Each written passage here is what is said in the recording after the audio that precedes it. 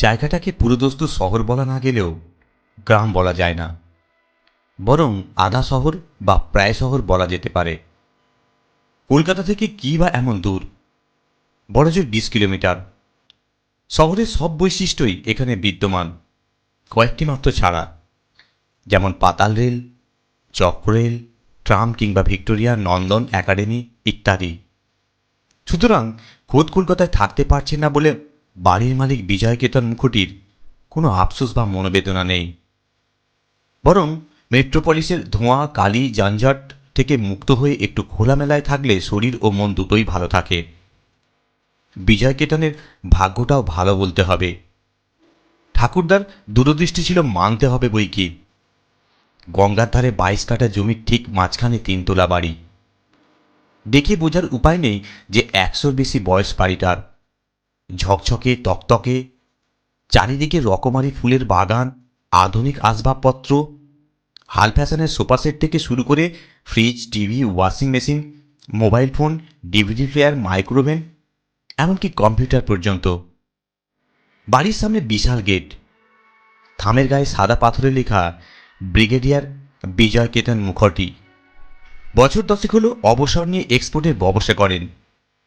টাকা পয়সা, সোনাদানা, জমি জায়গা নিয়ে সম্পত্তির কোনো হিসেব তার আছে বলে মনে হয় না।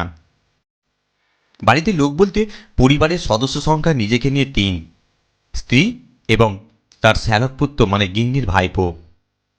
একমাত্র পুত্র সন্তান সস্ত্রীক বিদেশে থাকে।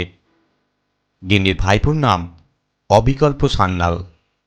সত্যিই তার বিকল্প নেই। বিজয়কেতনের ভাষায় অকাল কুষাণ্ডু। মাঝে মাঝে নিজেকে আক্ষেপ করে বলেন, কি ভীমরতি না হয়েছিল আমার গিন্নির, নইলে এমন অপদার্থ ছেলেকে কেউ পুষ্টিপুত্র করে। স্কুলের বিদ্যে 9 ফেল। যত রকম কুসংসর্গে মেশে যায়, যত রকম কুকাজ করা যায় সবই তার আয়ত্তে। কতবার ভেবেছেন ঘাড় ধাক্কা দিয়ে তাড়িয়ে দেবেন, গিন্নির কথা ভেবে নিজেকে সংযত রেখেছেন। অবিকল্পর ডাক নাম গুণধর, ওর পিসি ডাকে গুণ বলে। সত্যিই গুণধর। চোর বললে কম বলা হবে, ডাকাতের বাবা। ও নাকি চোর ডাকাতের দলেও নাম লিখিয়েছে, এমন কথা বিজয়কেতনের ঘনিষ্ঠ বন্ধুরা মাঝে মাঝে বলে থাকেন। বাড়িতে কর্মচারীর সংখ্যা 7।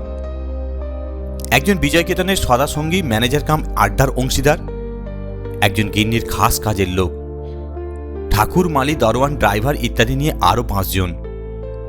এত বৈভব, এত প্রাচুর্য সত্ত্বেও বিজয়কেতনের চিন্তার শেষ নেই গুণধরকে নিয়ে। থানা পুলিশ করলে লোক জানাজানি হবে, তাতে নিজের মুখেই চুনকালি লাগবে। তাই মাঝে মাঝে চিন্তার গাঢ় মেঘে ঢেকে যায় তার মনের আকাশ।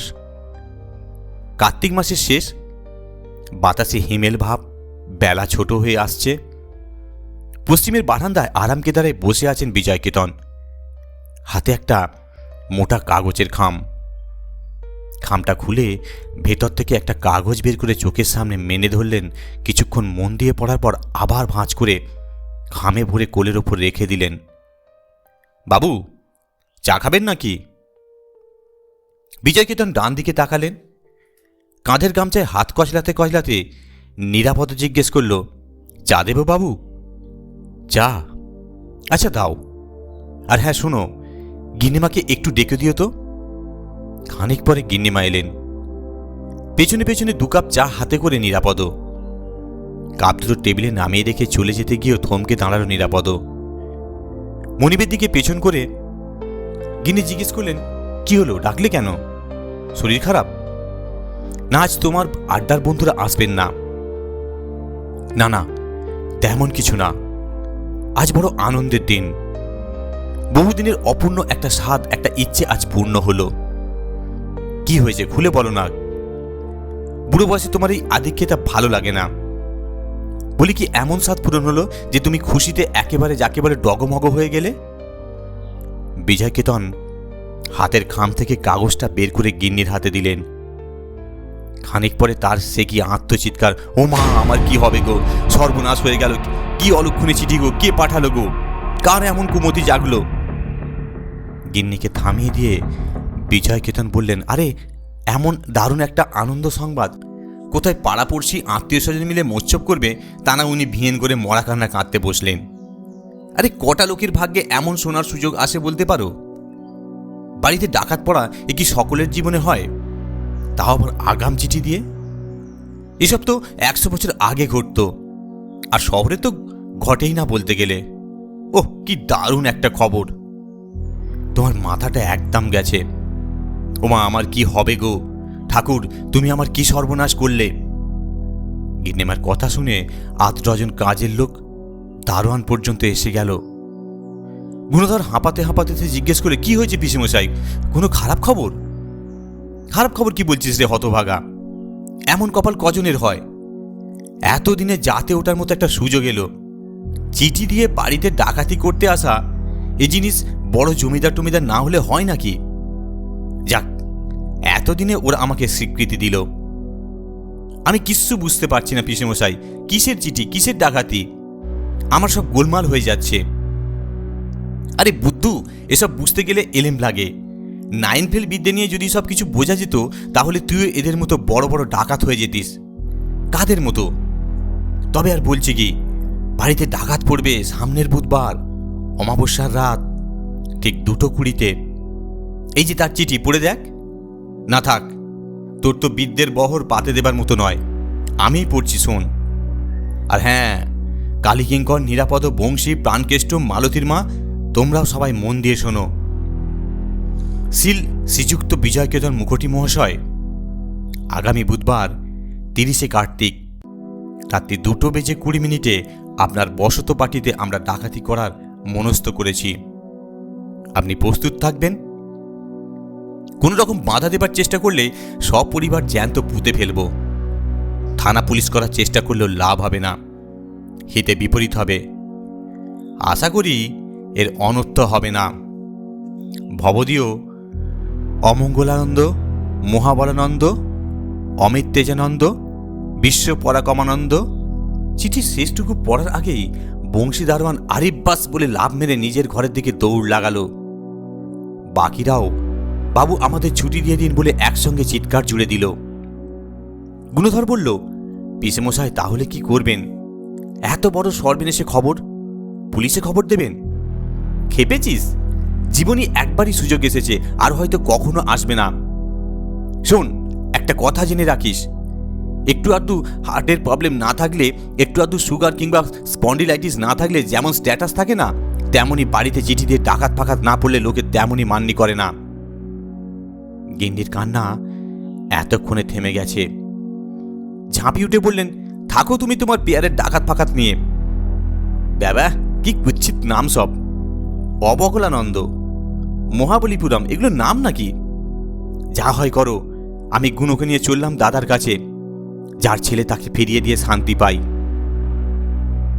বিজয়কেতন হাত দুটো কাঁধের উপর তুলে ডাম্বেল ভাঁজার ভাব করতে হাসতে হাসতে বললেন, আরে খামোকা ঘাবড়াচ্ছ, ডাকাত মানে কি খারাপ নাকি? ভালো, শিক্ষিত ডাকাত তো হয়। দাদার কাছে যাওয়ার দরকার কি? তাছাড়া গুণ কি আমাকে একা ফেলে যাবে নাকি? ও একটা ইয়ং ম্যান, সাহসী ছেলে। কিরে গুণ, থাকবি না আমার সঙ্গে? ডাকাতের কথা তো এতক্ষণ খগেন মিত্রের বইতে পড়েছিস, আসল ডাকাত কেমন হয় দেখে নে একবার। বলছিলাম কি পিসেমশাই, আপনি কি সিন্ধুকে টাকা কুড়ি, সোনাদানার উপর বাসন কোসন সব ডাকাতদের দিয়ে দেবেন? তাছাড়া কি, বললাম না, once in a life opportunity, miss করলে চলবে না। ব্রিগেডিয়ার বিজয়কেতন মুখোটির দিল যে কত বড় হাড়ে হাড়ে টের পাচ্ছে বাচারা। নিরাপদ, প্রাণকেষ্ট, মালতীর মা, কালীকিঙ্কর, বংশীটা কোথায় পালালো আবার? যাকে ছাড়। হ্যাঁ শোন সবাই, চিন্তার কোনো কারণ নেই। আমি থাকতে তোদের কোনো ক্ষতি হবে না, বরং লাভই হবে। আমার দুখানা সিন্ধুকে যা সোনাদানা হিরে মানিক আছে, তাও ওই 5 পিস ব্যাংলা কার্তিক ডাকাত নিয়ে পারবে না। যতই তাদের অমিতেজানন্দ, মহাবলানন্দ, বিশ্বপরাক্রমানন্দ নাম হোক না কেন। বলছিলাম কি, এই সুযোগে তোদেরও কিছু লাভ হবে। মেজে থেকে কুড়িয়ে যা পাবি তাই তোদের রাখার জায়গা নেই।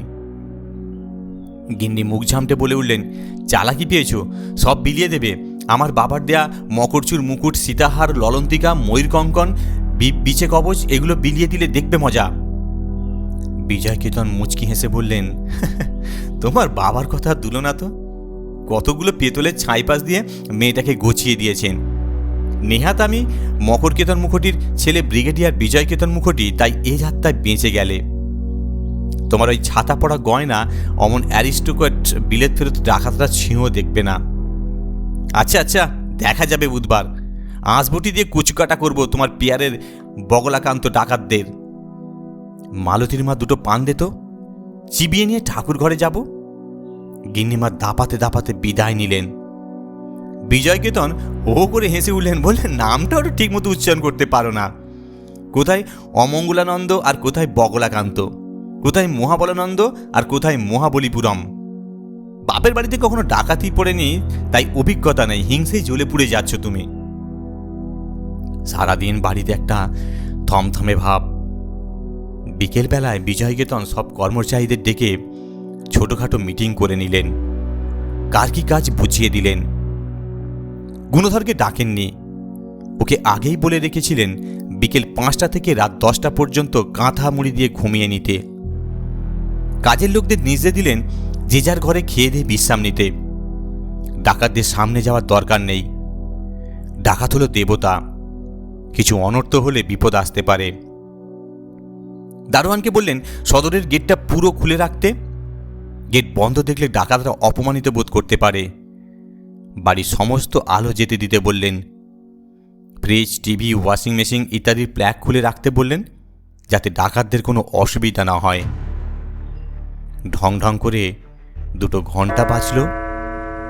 মাথায় টুপি আর আলোয়ান গায়ে দিয়ে বারান্দায় বসে আছেন বিজয়কেতন। সদরের লোহার গেটটা হাট করে খোলা। সারা বাড়ি শুনশান আর মাত্র 20 মিনিট। তারপরেই মহেন্দ্রক্ষণ, জীবনের স্মরণীয় মুহূর্ত। বিজয়কেতন হাতঘড়ির দিকে তাকালেন। 2:18 আর 2 মিনিট, 120 সেকেন্ড মাত্র। সিন্ধুকের চাবির গোছাটা পাঞ্জাবির পকেট থেকে বের করে গোল টেবিলের ওপর রাখলেন। চারিদিক নিস্তব্ধ, শুধু পকেট ঘড়ির টিক টিক শব্দ শোনা যাচ্ছে। বাইরে একসঙ্গে অনেকগুলো কুকুর ডেকে উঠল। ধূপধাপ পায়ের শব্দ কানে এলো। বিজয়কেতন উঠে দাঁড়ালেন। 2:20। হঠাৎ পায়ের ওপর ধপাস করে কেউ আছড়ে পড়ল। বিজয়কেতন দেখলেন গুণধর তার পা জড়িয়ে ধরে কাঁদছে। পিসিমশাই, অন্যায় করে ফেলেছি, বুঝতে পারিনি, এবারের মতো মাফ করে দিন, আর কখনো করব না। বিজয়কেতন 2 হাতে গুণকে তুলে বললেন, মাপ তোকে আমি চিঠিটা পাওয়া মাত্রই করে দিয়েছি। পড়েই বুঝেছি তোর মতো অপদার্থ গণ্ডমূর্খ ছাড়া এ আর কারো মাথা থেকে বেরোবে না। 2 লাইন চিঠি লিখতে 14টা বানান ভুল, আর চলবি পিসির বুদ্ধিতে। এটুকু তোদের দুজনের কারো মাথাতেই এলো না যে এখনকার যুগে, মানে ইন্টারনেট, মোবাইল ফোন, ইলেকট্রনিক্স মিডিয়ার যুগে চিঠি দিয়ে ডাকাতি হয়। এখন হচ্ছে চেম্বারের যুগ। রগে ঠেকাও, ক্লিক করে দাও ঠুকে, খেল খতম। চিঠি দিয়ে ডাকাতি? তোর পিসিকে বলে দে যেন আমার সঙ্গে টক্কর দিতে না আসে, আর ওর ফিনফিনে পেতলের গয়নাগুলো যেন আমার সিন্ধুকে না রেখে চালের টিনের মধ্যে রেখে দেয়। এক এক করে বংশী, নিরাপদ, প্রাণকেষ্ট, মালতীর মা, মহানন্দ সবাই এসে হাজির। কারোর চোখে মুখে কোনো বিস্ময়ের লেশ মাত্র নেই। গিন্নিমা মাথা নিচু করে দাঁড়িয়ে আছেন। বিজয়কেতন বললেন, আরে বাবা, আমার উপর ডাকাতি করা কি সহজ কথা? তাছাড়া দরকারই বা কি? 2 দিন বাদে আমি চোখ বুঝলে সবই তো তোর। তুইও তো আমাদের ছেলে, পুষ্টিপুত্র তো পুত্র নাকি? তবে হ্যাঁ, সব থেকে বড় ডাকাতি তো আমিই করলাম। ডাকাতি মানে জানিস? ডান কানে তিল। আমার ডান কানে তিলটা দেখছিস? এটার জন্য আর কেউ ডাকাতি করার সাহস পায় না। যাক, রাত শেষ হয়ে এলো, হিম পড়েছে, সবাই শুয়ে পড়ো। আর হ্যাঁ, মালতীর মা, 1 কাপ কড়া করে কফি করে আনো, আর তোর গিন্নিমার জন্যে 2টো পান। ধন্যবাদ। গল্পটি শোনার জন্য অসংখ্য ধন্যবাদ। আপনারা সুস্থ থাকুন, ভালো থাকুন, এই কামনাই করি।